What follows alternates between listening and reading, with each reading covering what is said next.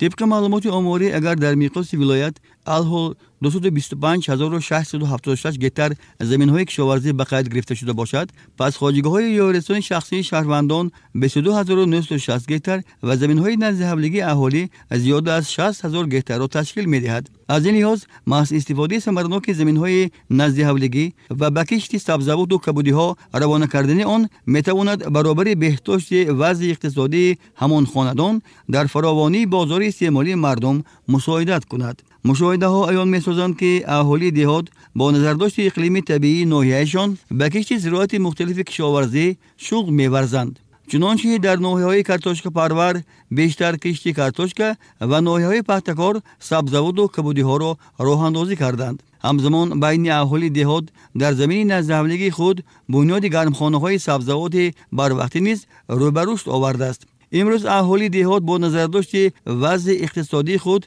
و طلبات بازار استعمالی مردم نامگاه مختلف کشت زراعت را به راه مانده ایستادند. همه محله ما با زیاده از 450 نفر زندگی میکنیم. همشون دهقان هستند. از آن جمله کاشتکاری. اساس دهقانی ما هم سبزی و هم کاشتکاری است. اکثریتی که در اینجا به هر یک تا آدم 8 سوتیق زمین دادن، همه اون ما استفاده میبریم. 80% کاشتکاری میکنیم. 20% باقی مانده شه از لوبیاها، از سبزی دیگه پالیس‌ها استفاده میبریم. کاشتکاری ماه فوریه کار داریم. اینو آخرش میکنیم.